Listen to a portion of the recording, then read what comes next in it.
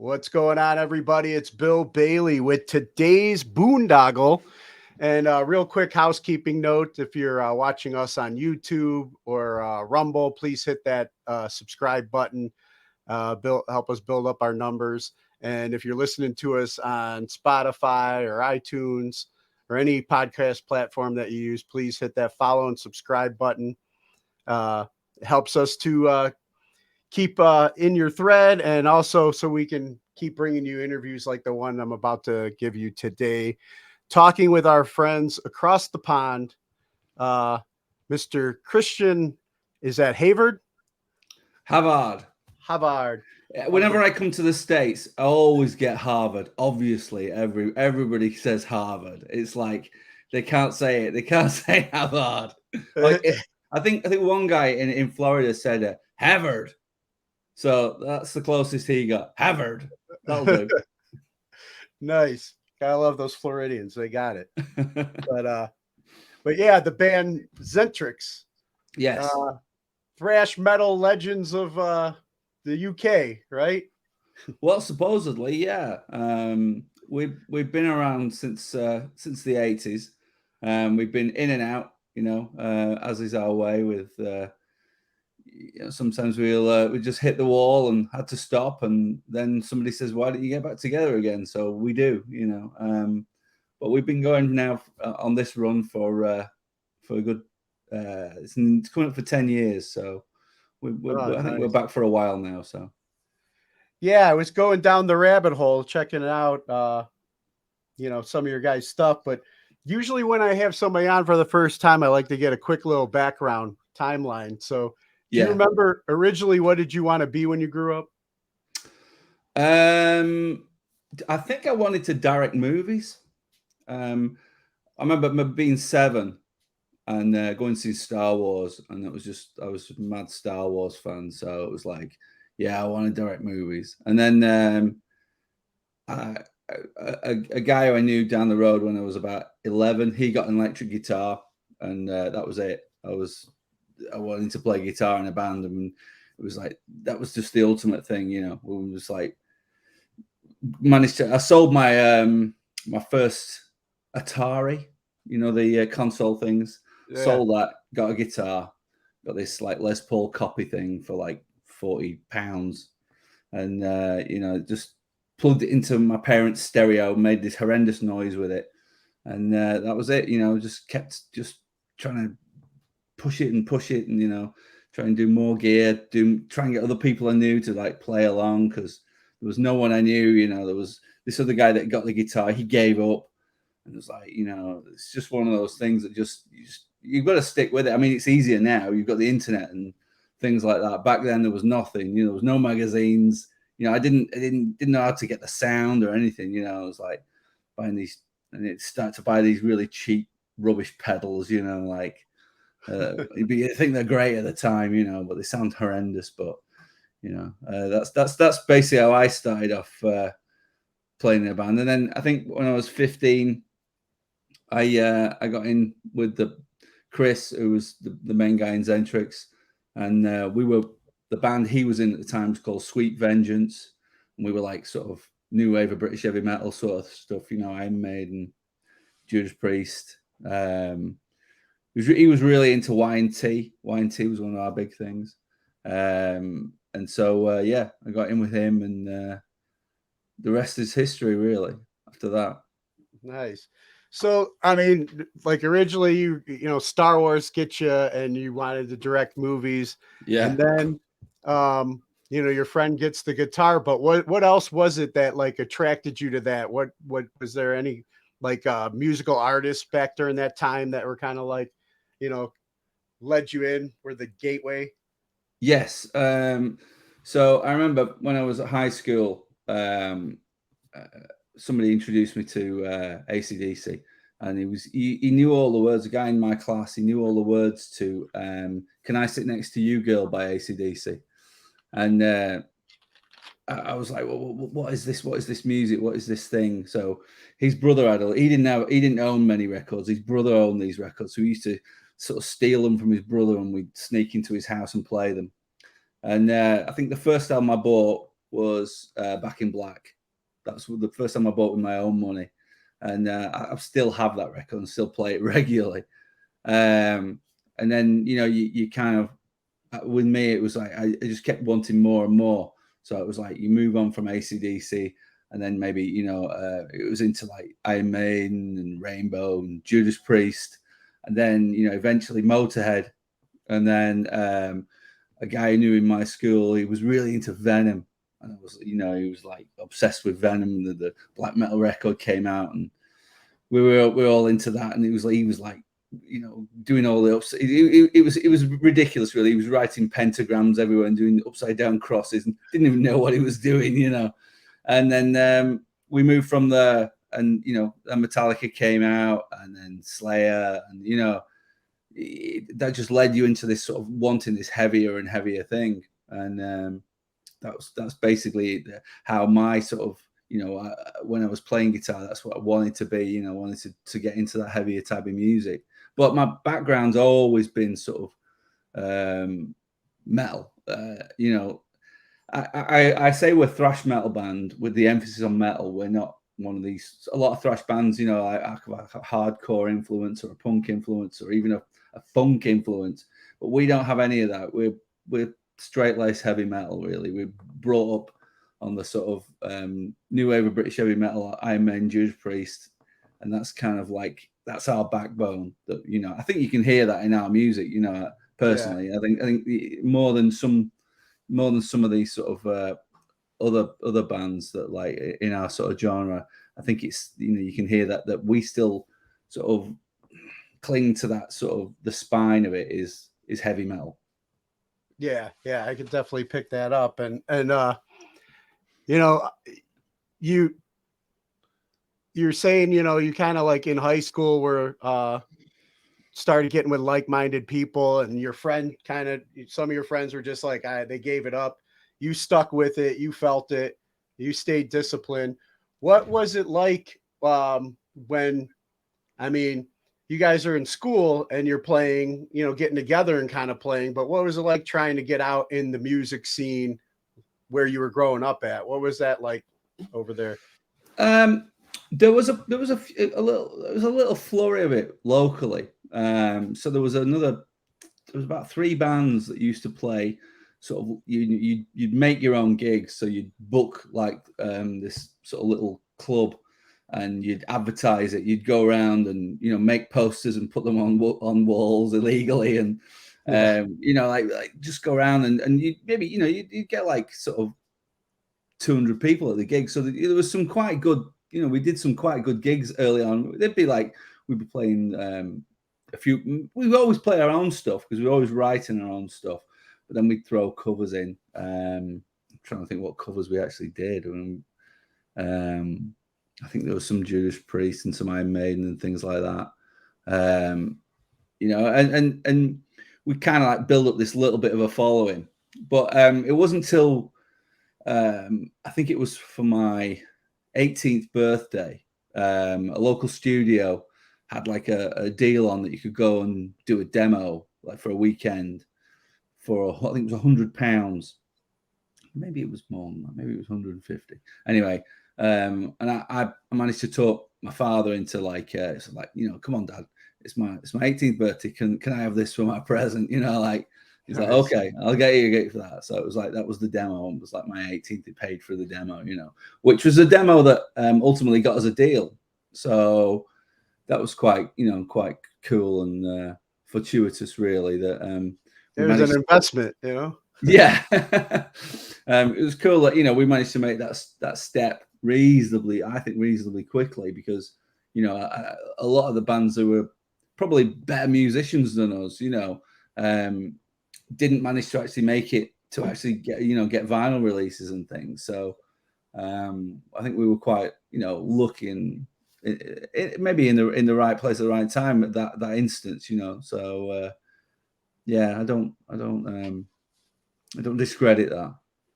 But you mentioned too, like, how things were back then. I remember like I used to kind of put shows together as kind of like a promoter here in Cleveland back in the day. And this is like, before social media and, You know, it's like kind of kids got it easy these days. Before the internet, you take the band Yeah. logos and you put them on, you know, and copy it, cut and paste, and put on little flyers and then hang them up all over the town and stuff like that. But it worked, man. But you had to hustle, you know. It shows how bad You you had to want. find somebody who had like access to a photocopy machine. You made the things up and then like quickly, you know, do another 100 while they're out. You know, it's like, you know, I used to like borrow my dad's works van and we, you know, like throw the gear into that. And, you know, yeah, we just used to play locally really. And because you just got to get that sort of experience really. And, you know, until we got the deal, and then we got thrown onto the sort of more national stage of playing, you know, down south, playing in London, and playing with, you know, opening for other bands and stuff, and that was like eye-opening for us. You know, that was a real sort of learning curve. Yeah. So so the deal obviously then was with Xentrix. You said you were 15 when you joined. Yeah, we got signed. I think I was 18 when we got signed, and then we did the first album. I think it was 19 when we did the first record. So yeah, I mean, it all happened quite fast actually. We did the demo and we sent it to all the record companies that we could find on the backs of albums and stuff. And we sent it to a magazine in the UK called Metal Forces, who had a review section, and they gave us quite a good review for the demo.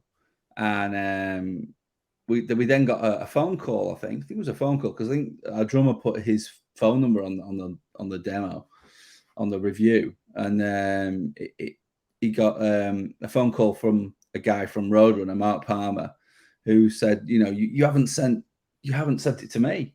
And we were like, oh, right, sorry, okay. So we did actually manage to get a manager really quickly who stepped in, and he managed to get Mark down to the. He told him we had a gig, but we didn't have a gig.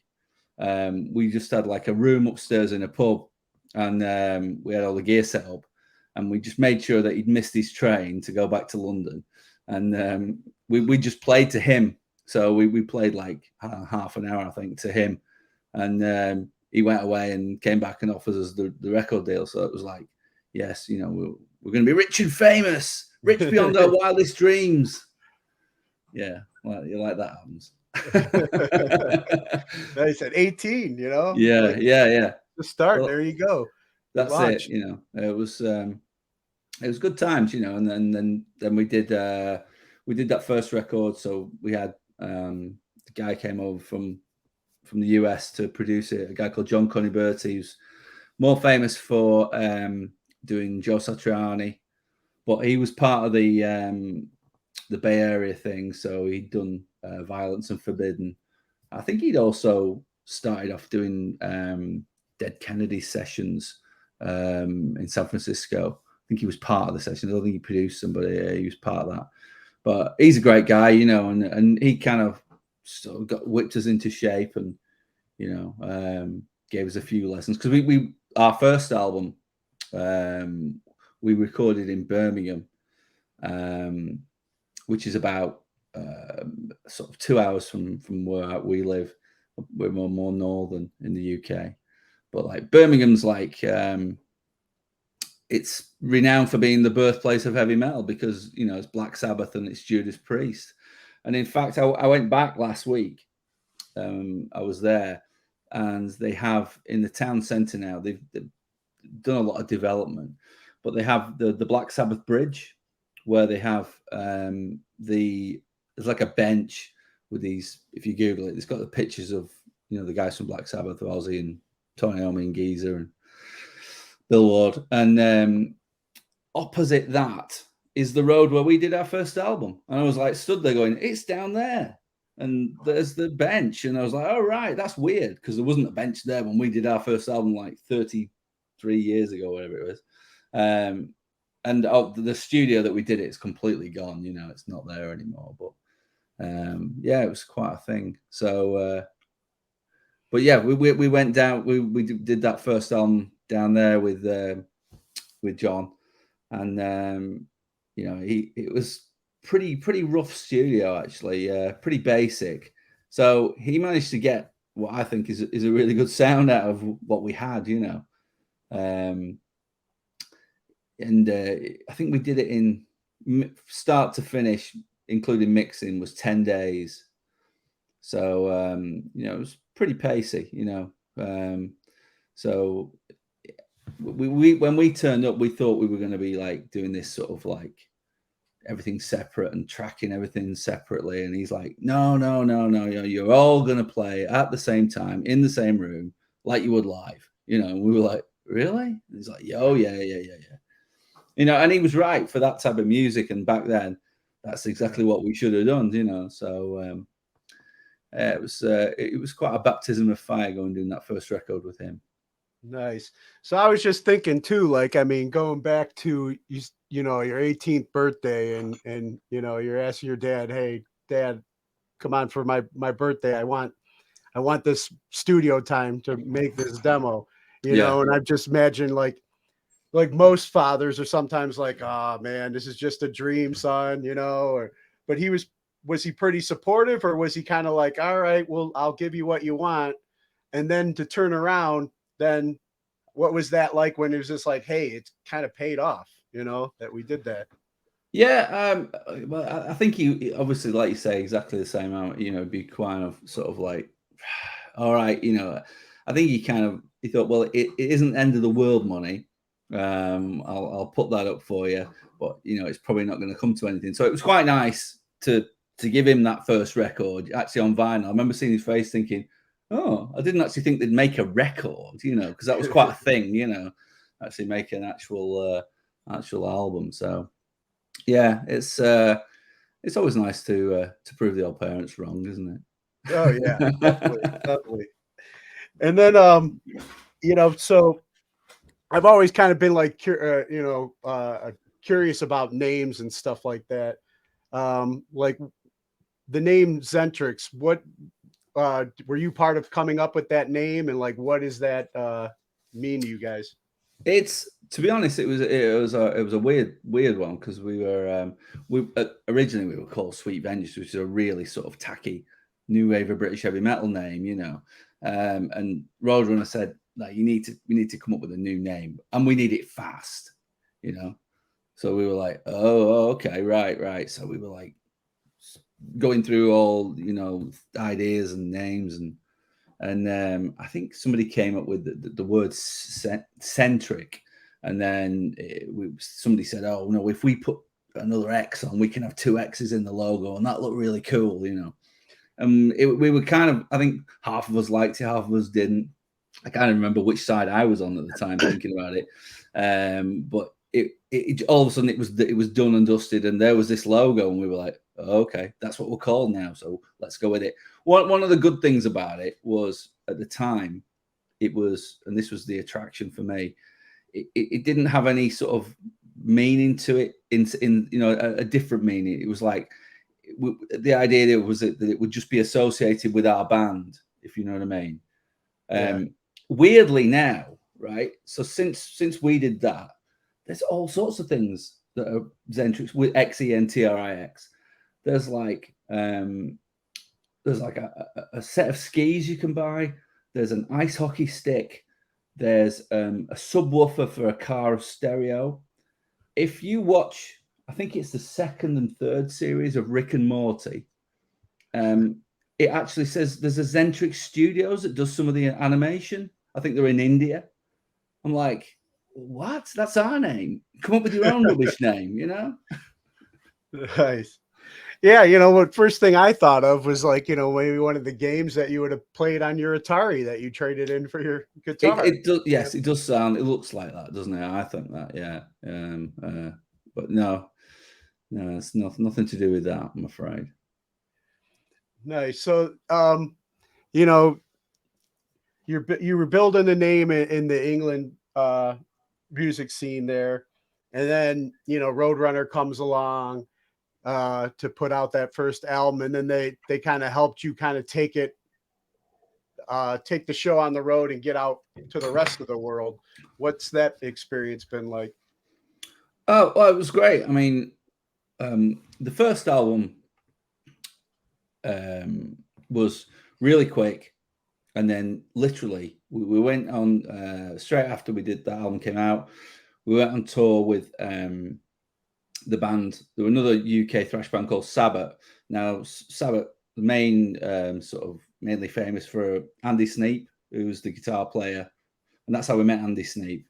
Andy Sneap's, the producer guy who's done, Arch Enemy, Exodus. He just Dream Theater. He just won they won a Grammy, for his album that he produced for Dream Theater recently. And of course, he's playing guitar for Judas Priest. So that's when we first met Andy.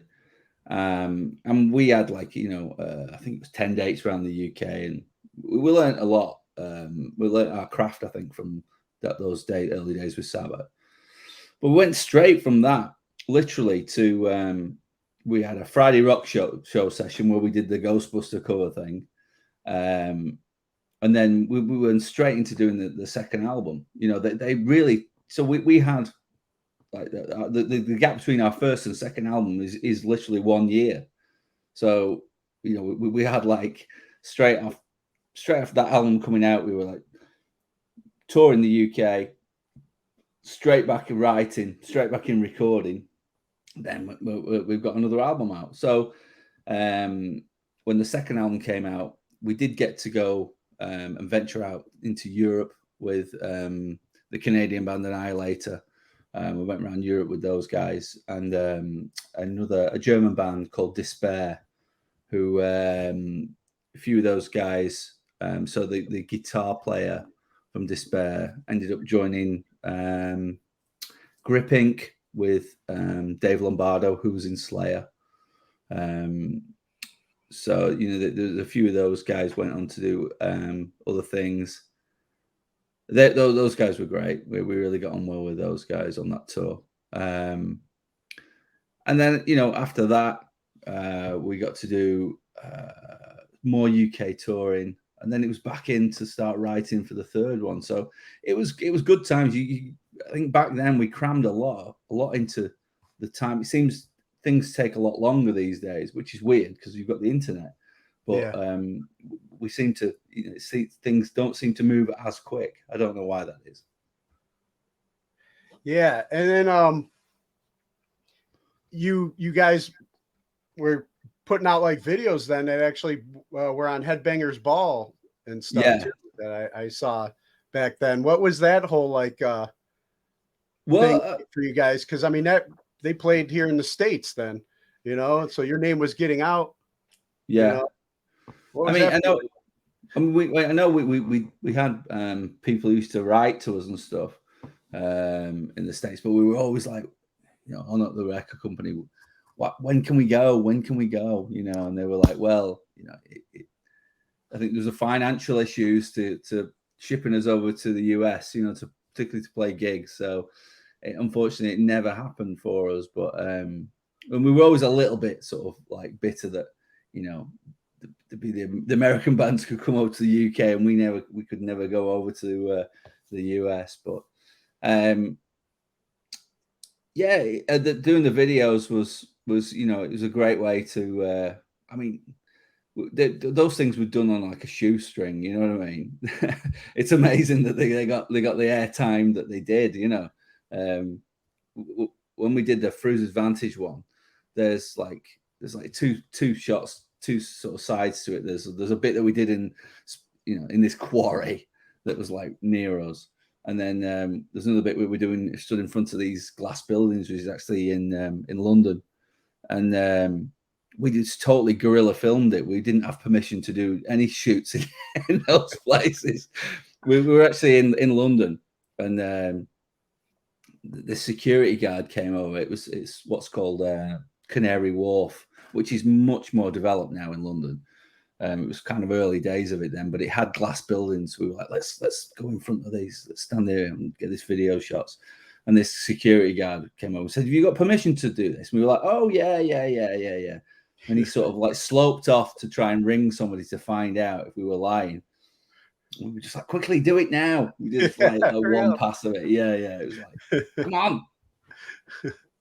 Nice. So it was cool to see those videos with like the little MTV logo, like now, when you see it on YouTube and it's got the little, I can show it to my kids and go, look, Yeah. And then back then it was like Ricky Ratman would be, yeah.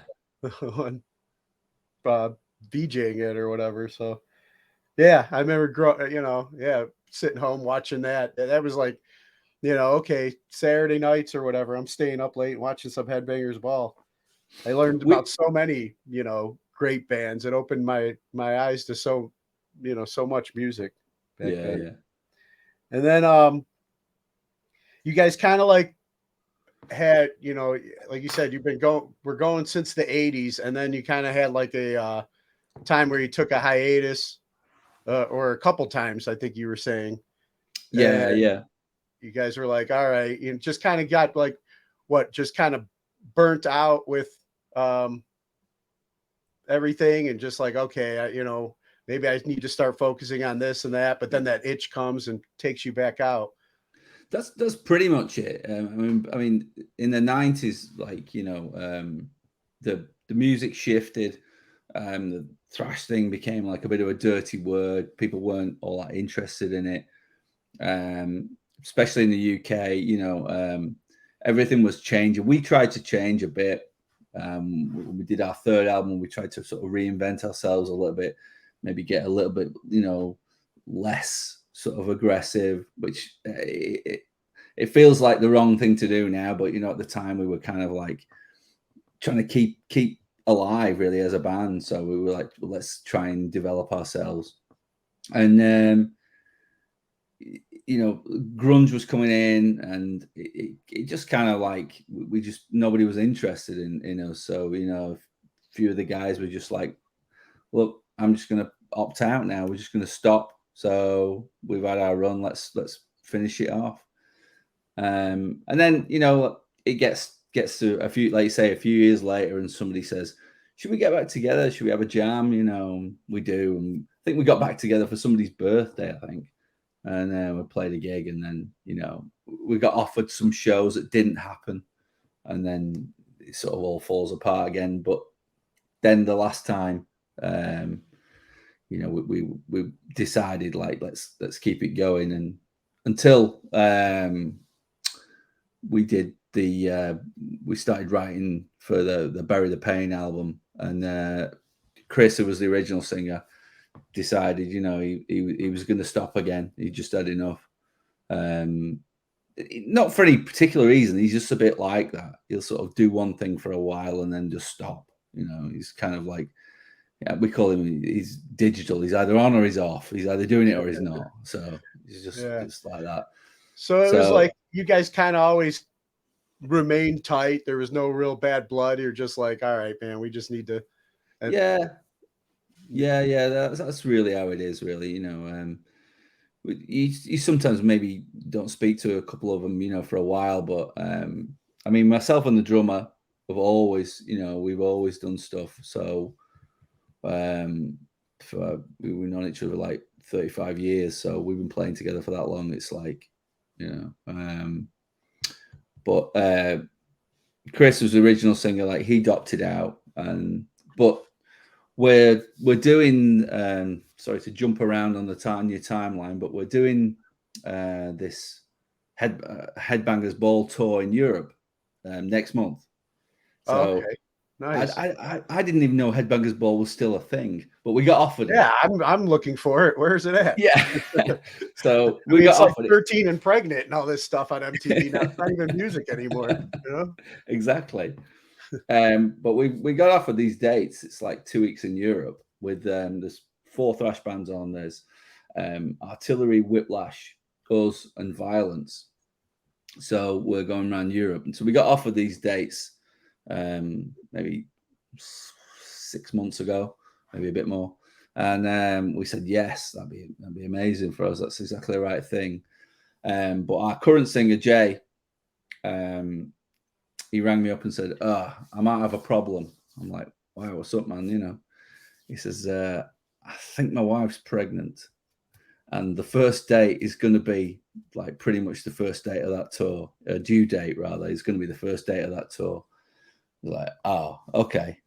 Well, don't worry about it. Let's see what we can do. And I'm thinking, what we're going to do. And we were all like, oh, we don't want to cancel it because because of COVID, we'd had to cancel loads of stuff. So we were like, we don't want to pull out and cancel. So he actually suggested, he said, well, why don't you go back and see if your original singer, Chris, wants to step in and do some dates, So we asked him and he said yes. So it's quite cool that in a month's time we're gonna, you're gonna be able to see three quarters of the original lineup, when we go out with these other bands. So I'm quite looking forward to that. And we've had rehearsals with him, and it's like, we're straight back in the room. It's we could, after that first rehearsal, we could have played the show that day. Nice. We were fine. Yeah. So I did want to go back to when Bury the Pain was kind of like a comeback album for you guys in 2019. And like you said, it's like that comes out, you want to go out and support it. And then all of a sudden the whole world locks down, Yeah. What was that like? You guys were like, all right, man, we're back. Was it like, oh man, it figures, Well, it was a bit like that. It was like, we got to do like a handful of shows. We did get to go to Japan. We got to play a gig in Tokyo, which was that was really cool for us because we have a guy who used to come watching us when we used to play in London. Naru, he's called, and he lived in London, but he was Japanese, and he used to come and see us in London, but he moved back to Osaka. So when we played in Tokyo, he was like, right, I'm coming up for the weekend. So it was great. So we went to Tokyo, and we had like a Japanese translator and guide. So It was fantastic. We had a great time. So we got to do that, and then pretty much straight away it was like, yeah, you're in lockdown. The world stopped. All these gigs are cancelled. So we just, I thought, well, what, probably what every other musician in the world was doing, and just start writing music, So that's why we wrote this new record, 7 Words. That's when we started writing it, because there was pretty much nothing else to do, Yeah. So, I mean, you guys obviously, what did it start when you guys were in Japan, or were you guys already back? No, it was after. It was, so I remember Japan was end of 2019. I think lockdown in the UK was March 2020. I think, was it February 2020? Yeah, I think it was around that. Yeah, and then it was like everyone stay at home. So yeah, but we had stuff lined up for the 2020, and it just all got to put back and cancel, and so we just thought, well, there's nothing you can do about it. You just got to stay at home and use the technology, really. So that's what we did. We just started writing stuff and sending it backwards and forwards on the internet. And it kind of, it helped us in some ways because there was nothing else to do but write music. So yeah, it was like therapeutic. Yeah, musicians, and it's like, I mean, you guys had it pretty strict over there in England and stuff too. Yeah. And so that's why I was going to ask, like, how were you guys able to connect and still, write music? Well, we used the technology because the sort of the three of us live reasonably close, within like 40 minutes of one another. But Jay, the singer, lives like three hours plus away. He lives in Bristol. So when we were allowed to, we'd the three of us would get together and sort of hammer out the stuff that I'd been sending round, and then we'd meet up with him and do bits when we could. I mean, there was a lot of up and downs on what you could and couldn't do. It was 1 minute you were allowed to go into rehearsal studios. It was like, oh, you can have 2 people in the studio at any one time, or you can have, as long as everybody's like presented like a COVID test, or there was all this sort of like back to and fro and backwards and forwards. But we weren't stupid about it. We kept it, we followed the rules mainly, and just did our and got the stuff done, But we use the technology. That was the thing, you just gotta embrace the technology and get on with it, because it's all there to be had. You can make decent demos and send them to each other. And we did try. There's a thing where you can try and rehearse with each other online, but that was just like a nightmare. Just trying to get everything synced up. It was like, I think it's called Jam Kazam. You can sort of, it's like a bit of free software, free online, and you can sign up for it, but it doesn't really work. It's like, it kind of works maybe one time out of 20 trying. Yeah, technology was definitely like a lifesaver during that time, because it's like, I mean, we I think are like created for community and interactions and stuff like that, and like not to isolate. And myself, I'm a person in recovery. I'm 13 years sober, so it's like I need meetings. I need to, go shake hands. I need to interact to help keep out of my head. And and then all of a sudden we're locked down, but thankfully we had like Zoom meetings. All these Zoom meetings popped up, and I'm meeting people from across the globe that, hey, we're all just trying to keep each other sober and stuff like that. So, it was amazing. I can't imagine if we were ever like locked down and then with nothing, with no technology, stuck in our own heads, man. That might have been a bit of a different story. Yeah, but you guys, so that during that process, that was what ended up becoming your current album that's getting ready to come out, 7 Words, then, correct? Yeah. So I started writing it in 2020. We started recording. What was we actually did the drums in August 2021. Finished our recording end of 21, so it's like nearly a year ago.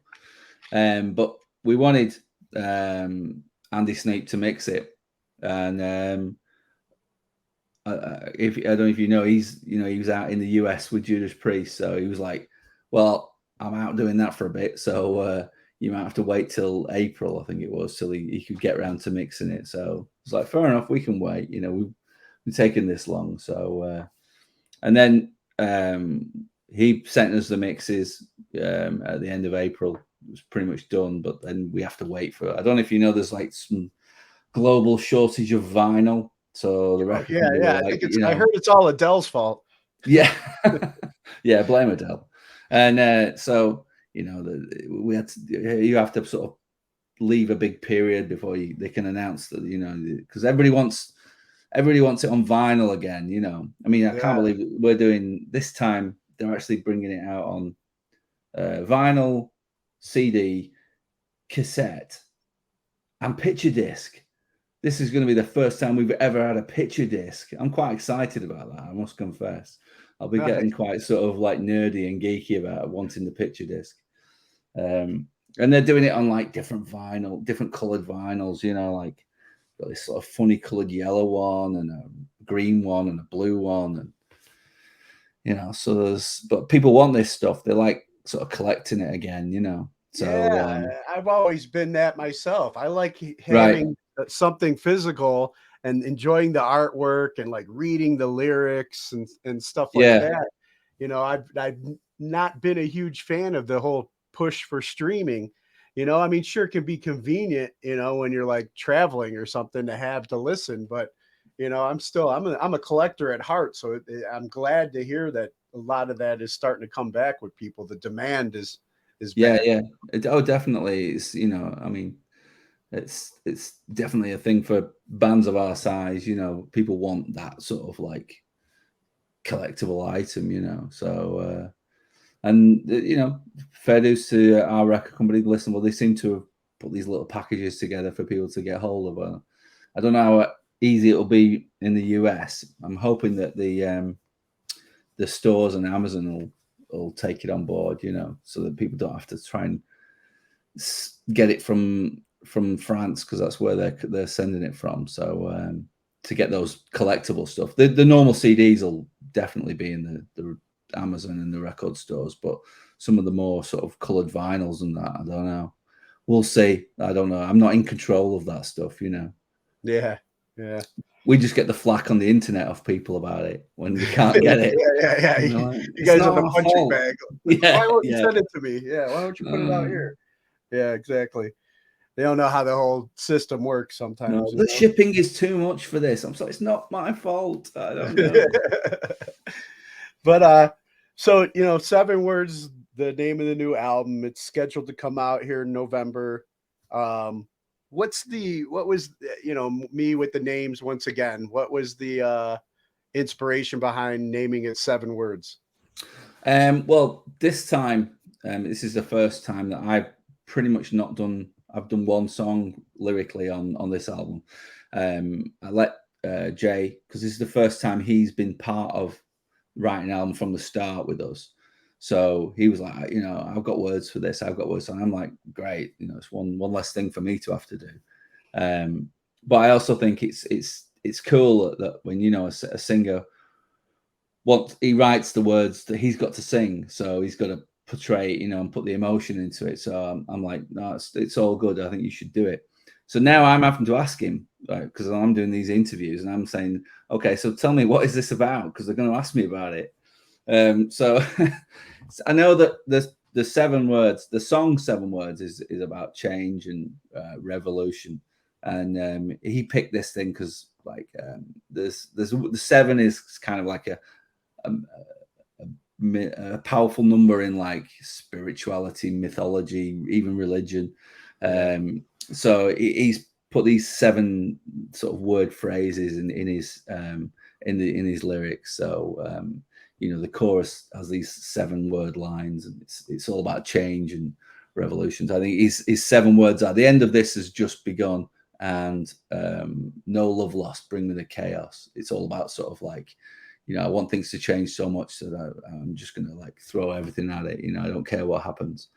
And that we sent those words to, when we picked that was going to be the album title, we sent the words to Dan, who does the artwork. So originally I was like, well, I'll put together some ideas for him. And I thought, like, those sort of French Revolution paintings, that they're like where there's like piles of people and they're holding flags. And so I sent him some sort of mood board stuff ideas like that, and he came back with like the cover that as it is with the it's actually the guy from our second album who's on Bury the Pain as well. You can tell by his tie, because obviously he's got like a gas mask on this time to sort of change things up a bit. But yeah, it's that's his sort of vision of the lyrics and like what he wanted to do. And I was like, yeah, it looks great. It's a very sort of Ed Repka style, sort of thrash metal, that sort of style, which I think that's what's gonna be our thing now. Dan's our art guy now, and we're definitely going to stick with him because he just sort of gets, and it just fits with what we do, I think. Yeah, nice. And then the video just dropped for 7 Words. Yeah. And I saw a lot of how you were explaining like revolution and stuff in the concept of that video. What was the what was that like putting together for you guys? The video. Yeah. Well, that's the video thing that's what I do for a living. I make videos. So it always falls down to me, apart from the obvious bits where I'm actually in it. So I managed to get my business partner to film those bits, but we shot it all on green screen because we wanted to put some of this fire and destruction behind us and stuff, and get it all sort of to fit the album cover and the lyrics and stuff. So yeah, it's good fun doing the video. I mean, thankfully the actual shoot was really quick. We managed to just get it done, in like an afternoon and get it all down. And then unfortunately it was down to me then to piece it all together and do all the post-production, but such is my lot in life. Now, how I want to ask you a little bit about that. Like, what kind of? I mean, you're kind of going back to being the director in Star Wars, like yes, when you were a kid, so you did kind of get to pursue that. Yeah. That dream as well. When did you start really kind of focusing on that, and what do you? Well, it was kind of like when the band sort of stopped the first time. You go into try and do different things, and I always had like an affinity with cameras and computers, and then all of a sudden, cameras and computers became a thing where they went together. I mean, this is early days of non-linear editing, so we started in like mid 90s, and you would get some pretty gut-wrenching crashes, you know what I mean, that would like you'd lose a lot. It looks like days worth of work. It's like, oh my god. Now it's not so much, it's a lot better. But yeah, that's me and another guy who was also in a band, and we started off wanting to do music videos, which we did some like small music videos, but then you realize that you're not going to pay the bills doing music videos, so you get sort of into other things and corporate world, and we do all sorts. I do all sorts of videos and go travel around the world doing it as well. Nice. So it's sometimes it's nice, sometimes it's not so nice. Well, that's any job, I mean, my passion is playing metal, and doing that stuff allows me to do it. So well, I mean, what I'm curious about that is because it's like, I'm doing this podcast, but it's like I'm StreamYard's kind of handling everything for us right now, with the recording of this. I don't have to do any editing, but I'd like to start learning how to do some of that stuff to like, spice my, presentation up and whatnot. So I'm just like, I mean, I hear with some of the programs out there, it's a lot easier than, than it was these days, but it's I guess I just got to jump in, and I was curious, like what format you use or what programs you're like hip on right now. Yeah, my advice would be get yourself a Mac, get a Mac computer, right? Doesn't have to be like the most expensive or flash one, and get Final Cut Pro. Now, Final Cut Pro will do everything you want it to do, and that's it. And that will cost you. I think it was about 200, maybe it's 200 and something dollars now. I don't know, but that's it. There's no subscription. It's a one-off payment. So it's just a brilliant, and it's a great program. And once you get past a few sort of early days of learning curve, it can do anything. It can do everything you want. So it's brilliant. That's what I use all the time. Yeah, I hate how they, a lot of them now are so like subscription based and stuff. Yeah, It's like, nah, man, just let me buy the one thing and figure it out and go from there. So I've been hearing good things about that. So I think I'll have to look into that. Another investment, in ourselves. Yeah, definitely. And if you buy something from like an Apple store or something, they'll give you free training on it as well. You know what I mean? So you can cash in that way. I mean, those places feel like they're super expensive, and they are expensive, but if you use them right, you can go back and book time in and get the free training on the stuff, and they will. I've had stuff go wrong with my Mac, and it was out of warranty, and they fixed it for free. I'm quite impressed with Apple in that respect. But that's all I use is it's just Apple Macs. It's all from day one, because they were like the thing that everybody used for doing video editing and graphics. So yeah, and a lot of my musician friends use it for recording. Yeah, definitely. But the only reason I'd say that, I'm not saying that Macs are better than PCs or whatever. The only reason I'm saying it is because you can't get that software on a PC. It's Apple only software, and it's great software. Yeah. Now it does.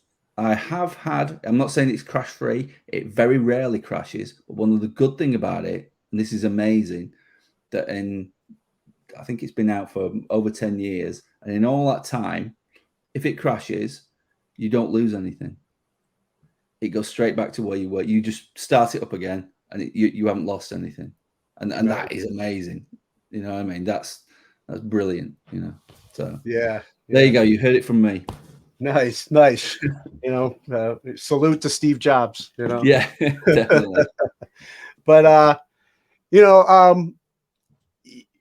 we touched a little bit on the COVID lockdowns and stuff that you guys had to go through there. But like, how's everything been presently for you guys? Getting ready to do this Headbangers Ball European tour. Is everything pretty much back to normal for you guys? Yeah, everything's back now. It's there's no restrictions in that respect. We're just the usual problems of everybody's sort of trying to find time juggling with their everyday lives to try and get together and rest. But we're fine. We're doing all that, and it's going really well actually. Like I say, because we're rehearsing with Chris, who's he's having to sort of learn, because he's playing guitar and singing again. So he's like, he hasn't done it for 6 years, something. So he's like having to relearn the stuff. But it's amazing. Some of that stuff is just all there, and it just comes back straight away. So Nice. it's cool. Yeah. Yeah. More than 2 people in the room now recording and everything. Everybody's. Oh yeah. All of us were back in the room making racket. It's great. Nice. And then so that album's going to be released through Listenable Records. Yeah. Coming up here in a matter of weeks, I guess. Yeah. And going to be able to get back on the road and and promote it, and obviously play some songs live for fans and everything. But you'll have for obviously people that attend the shows, will there be hard copies for them to purchase at the shows as well? Well, that's something that in the past it was never a thing. I never think of people buying CDs and vinyl at live shows, but that is a thing now, isn't it? So it was only last week I was thinking, I know, but I'm gonna have to speak to the guys at Listenable. We're gonna have to get some, like a box to take out with us, because people want that. They want to buy the stuff there. Because, oh yeah, we had it in quite a few. We did some UK dates, and people are going, have you got any CDs? And we've maybe got 5 with us, in this box, but and they just went straight away, and we were like, oh yeah, we should really do that. But in my day, back in the day, you didn't buy, you bought CDs or vinyl from the record store. You bought T-shirts and sweatshirts from the gig. You know what I mean? Yeah.